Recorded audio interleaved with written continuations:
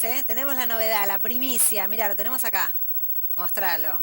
Claro, porque hoy fue el feriazo, los productores nos vinieron a visitar al canal más temprano y Miguel Ángel Bogiano y Andrés Aciaín, que son dos economistas, están con nosotros.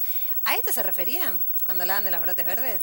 Sí, sí, uno puede decir que sí, porque hay un conjunto de políticas, la verdad que pareciera hecho a propósito contra los pequeños productores de verdura y hortalizas, que son, para que la gente sepa, los famosos quinteros, muchos de comunidades también de países limítrofes, Sí, algunos argentinos, que están en los cordones de las grandes ciudades y que a la situación ya económica complicada siempre de un pequeño productor que tiene problemas de financiamiento, que no tiene el capital suficiente muchas veces y depende de proveedores que le adelantan plata, semilla y después le pagan muy poco por la producción, le cortaron los pocos programas que tenía de asistencia, tanto lo que es agricultura familiar, que está paralizado, como lo que eran los técnicos de cambio rural, que en una disposición dijeron que son solo para los grandes productores agrícolas, ya no más para el pequeño productor, y aparte, si era de nacionalidad que no fuera argentina, ni siquiera si era residente, sí. quedaba excluido de este programa de apoyo técnico. Y bueno,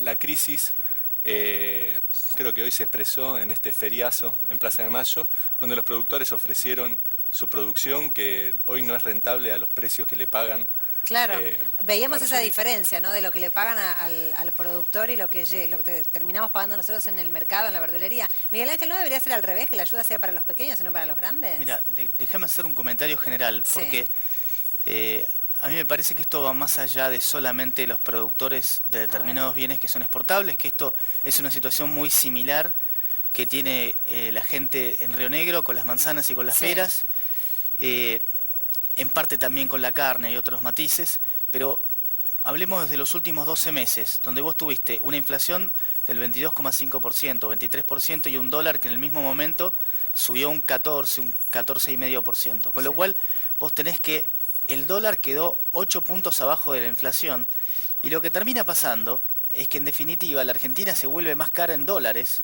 y le cuesta más exportar, en especial lo que son manzanas y peras, por ejemplo, pero en estos casos también es similar.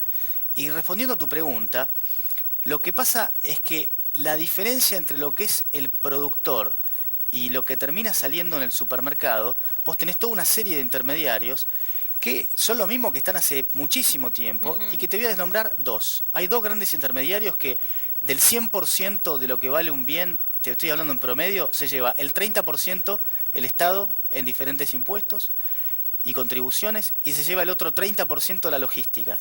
Así que cuando vemos esa gran diferencia, el problema está ahí. Por eso cuando se ataca simplemente a los supermercados, hay que ver bien cuáles son los números. Y esto Toda esa cadena. es toda la cadena, A sí. ver, Andrés. No, no, que en el caso del feriazo, que son Sí. productores, digamos, de frutas y verduras cercanos a los mercados de consumo, es mercado interno, digamos, básicamente. La La producción lechuga no es para no, exportar. no es para exportación, es marginal. El tema de la exportación es más. Es mercado interno y están compitiendo en algunos casos con importaciones, ¿no? Sí. O sea que no sería un problema de retraso cambiario que puede ser para otros sectores tal vez, pero claramente no es ese el problema. Y también la verdad que la mayor parte de la rama, sobre todo de productor y todo eso, está en negro. O sea que el Claro, tema de no los es trabajo impuestos formal. tampoco vamos a decir que es un problema de impuestos. Sí Ahora, afecta mucho los sí, alquileres claro. y los arriendos. Está muy cara, por ejemplo, un tema que no se habló, cuando se expandieron los countries en toda la zona de la periferia de las distintas ciudades, empezó a competir.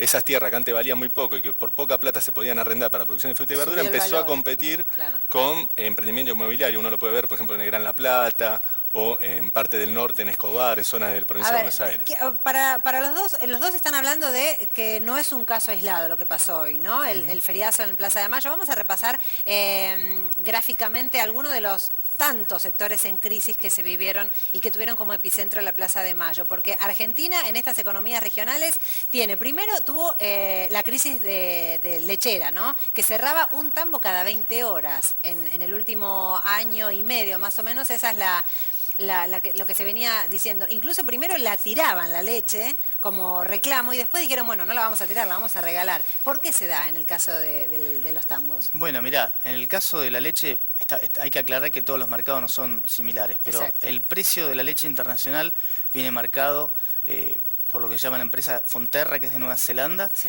y lo que te viene pasando en los últimos años es que el precio internacional de la leche ha caído. Es cierto que Argentina tiene una parte importante que es consumo interno, pero el precio también viene marcado por lo que es el consumo externo, por lo que es un precio internacional de la leche. Tenés también con la leche un problema que viene arrastrado de años. Tuviste también unos episodios desgraciados de inundaciones que ahora tendrías que tener Sí. efectivamente obras de infraestructura, pero lo que pasa es que es Pero de recurrente. golpe la leche se disparó y llegó a pagar Pero 25 en 25 parte, pesos el en litro. parte también, porque vos tuviste durante el gobierno anterior Sí. que en la época que tenías las vacas gordas de leche, o sea, buen precio de la leche, tenías también cuotas para exportar, o más bien retenciones a la leche, que no le permitieron ahora también funcionar más o menos bien en los momentos con malos O precios. sea, ¿es culpa del gobierno anterior, Andrés? No, mira, la crisis lechera venía arrastrando un problema al sector, pero creo que el detonante fue la eliminación de las retenciones al maíz. Ajá. El maíz es un insumo clave, tanto en lo que es industria del cerdo, la industria láctea, la industria de los pollos, es uno de los insumos más importantes. La baja de las retenciones implicó automáticamente un aumento del 30% del precio del maíz en el mercado local. Pero El quitar otro, las retenciones no era para beneficio del campo. de los vendedores de granos de maíz, de commodity de exportación. O sea, acá el campo es muy Es diverso. muy grande, claro. Hablar del Este, campo en este general. gobierno favoreció a los Sí. grandes productores de commodities pampeanos para la exportación. Soja, maíz, algo de carne, depende el tipo de carne producida, y trigo. Pero a los productores, a los que agregan valor sobre la materia prima, los afectó. ¿Por qué? Porque le encareció la materia prima. Por ejemplo, el maíz, junto al aumento de los combustibles, que también fue el tema del gasoil muy importante, y el otro es que toda la industria láctea es intensiva en refrigeración. Entonces los tarifazos energéticos también encarecieron mucho Claro, toda la un cadena de combito. distribución y comercialización. A ver, el sector lechero ya lo vimos. Ahora, después se vino otra protesta, ¿eh? Hablemos ahora de frutas y nos vamos al sur porque el frutazo llegó y nos decía, manzanas y bananas, por ejemplo, al productor le pagan en promedio 3 pesos y yo lo termino pagando a 50 en el mercado. Bueno, esto es lo que yo te comentaba recién, que tiene que ver con precios internacionales, tiene que ver con costo de logística. Déjame hacer un comentario de lo que decía Andrés recién respecto de que el gobierno favoreció al sector de los grandes productores de granos. Yo creo que en realidad lo que hizo fue sacarle la mano que le habían metido en el bolsillo con estos impuestos extraordinarios que eran las retenciones, y fíjate también que es el sector que más reacciona y el sector que más crecimiento está teniendo y que también termina impactando en otros sectores de la economía. ¿Cómo cuál? Bueno, sectores del transporte, sectores de diferentes cosas que terminan estando relacionados con todo lo que son la materia que después usa el campo, por ejemplo, importación de maquinaria agrícola o con producción local. Así que hay que tener en cuenta que... ¿Pero eso genera trabajo? Bueno, por supuesto que sí. Lo que pasa es que vos tenés que tener presente también que se saca principalmente una distorsión que era de las más grandes y que esa, como tantas otras que hubo en el gobierno anterior, estaban entorpeciendo el natural funcionamiento de cualquier economía. Yo no entiendo. Trump quiere hacer o está haciendo lo mismo que hacía el gobierno anterior, el tema de las retenciones, ¿no?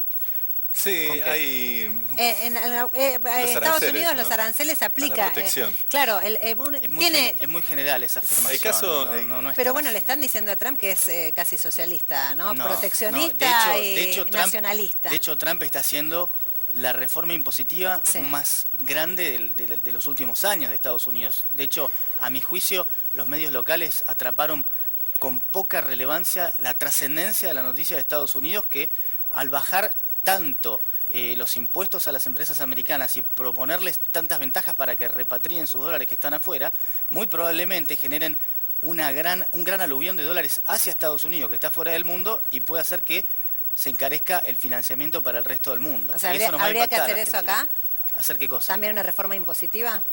Sí, lo que pasa es que Estados Unidos también lo está haciendo de una manera que va a correr un déficit porque tiene otra espalda para poder hacerlo. También va a tener que llegar a una aprobación, pero la reforma impositiva que está planteando Argentina, por ahora, me parece que va a tener muy poca trascendencia porque en principio sería nada más que un reordenamiento de impuestos, porque hasta tanto vos no puedas bajar el gasto, Claro. no vas a poder bajar impuestos, salvo que quieras ampliar el déficit, que ya está en unos niveles Ya está altísimo. importantes. A ver, otro sector, a ver si también tiene que ver con los commodities, con el precio internacional. Dejemos la fruta y hablemos de algo netamente de nuestra región, el yerbatazo. Exigían cumplir algo que ya estaba establecido como un piso de cerca de 4 pesos por hoja verde y 19 por kilo, cuando en realidad el precio también de venta al público es mucho más alto. Dicen que ni siquiera les llegaban a cubrir ese mínimo ya acordado. ¿Por qué? Porque mira, ahí en todas las cadenas, por eso cuando él habla del libre mercado. Sí. El libre mercado, cuando vos tenés las cadenas de la producción, es dejar al pequeño productor en manos del grande, que lo aprieta y le da 2 mangos por la producción y después la revende con un sobreprecio. En el caso de la yerba mate, los tareferos, digamos, son el eslabón pequeño, diseminado, de muy pocas hectáreas, están sobre todo pequeños productores en Misiones, y tenés las estancias, que son las grandes, Claro. que le compran la producción por muy poco. Es más, a veces el mercado es una ficción, porque le adelantan la plata, le dan la semilla y después recogen la producción, o sea que es una especie de terciarización, digamos, indirecta. Y después, digamos, está la molienda y la venta con todo el costo de transporte y comercio, que ahí también encarece muchísimo. A mí me preguntás, ¿el libre mercado qué genera? Una crisis permanente de los productores, que están realmente siempre a un nivel de subsistencia y a veces por debajo.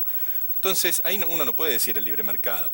Las políticas que se aplican siempre es subirle el precio mínimamente, centavos al tarefero. A veces se lo pagan, a veces es un verso del Instituto de la Yerba Mate de Misiones que dice eso para justificar después un aumento más grande de precio de la consumo, estancia para el claro. precio del consumidor, o sea que ni siquiera se lo pagan. Y lo que no hay es una organización fuerte de parte de los tareferos y una participación relevante en esos institutos, Ahora. para poner mecanismos de redistribución. Sí, pero Miguel Ángel, las economías regionales hoy, a grandes rasgos sabemos que tienen características diferentes, cada una es específica, pero una apuesta fuerte del Ejecutivo siempre fue, vamos a repotenciar las economías regionales. ¿Están mejor o peor que hace 2 años, por Me parece ejemplo? que cambia según el producto rubro. que vendan. Ajá. Me parece que están afectadas por el tipo de cambio de todas maneras. Y déjame hacer un comentario, porque yo no quiero interrumpir.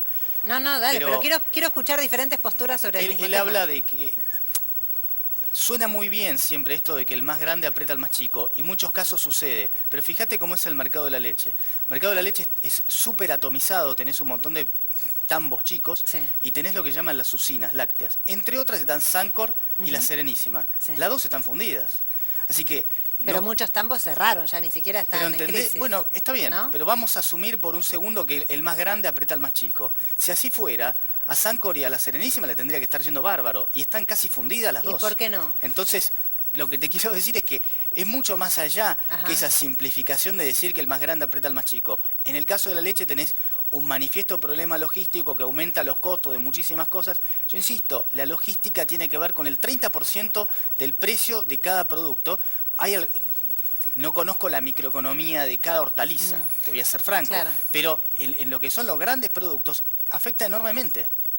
Eso, bueno, la suba del gasoil y la suba de todo lo que es combustible, Sin a la duda. logística la encareció Pero muchísimo sin más. duda, la realidad también. Y Hay, tiene hay un problema, razón. perdóname, hay un problema con Sí. todas estas producciones también, que esto viene de los años 90, ¿no? Que tiene que ver con este costo de logística, que siempre se le echa la culpa al camionero, digamos, básicamente, que parte tiene que ver con eso, pero para este tipo de productores no es tanto reemplazar camión por ferrocarril, porque no cambia nada. Digamos, no, este tipo de producción no va, para la de granos puede ser.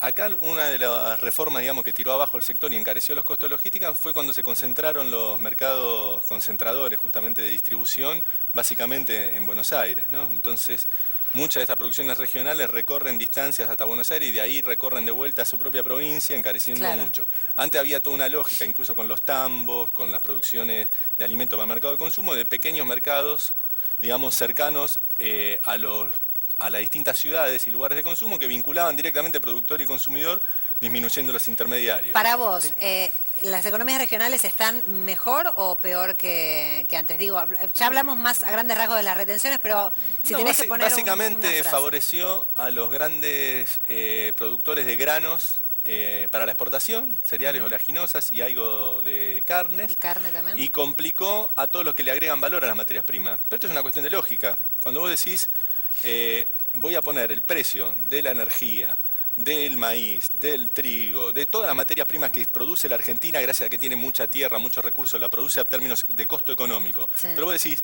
no, aunque en Argentina salga poco producirlo, lo vamos a pagar al precio internacional. Bueno, cualquiera que quiera agregar valor sobre esa mercadería no tiene ninguna ventaja de estar en la Argentina. Porque Claro. paga la materia prima lo mismo que si viviera en el exterior y lo tiene que importar. Es extranjero, es su propia Yo patria. creo que lo que dice Andrés tiene sentido dentro de la lógica en la cual vos antes tenías un montón de precios intervenidos y tenías que atarlos cada uno con alambres.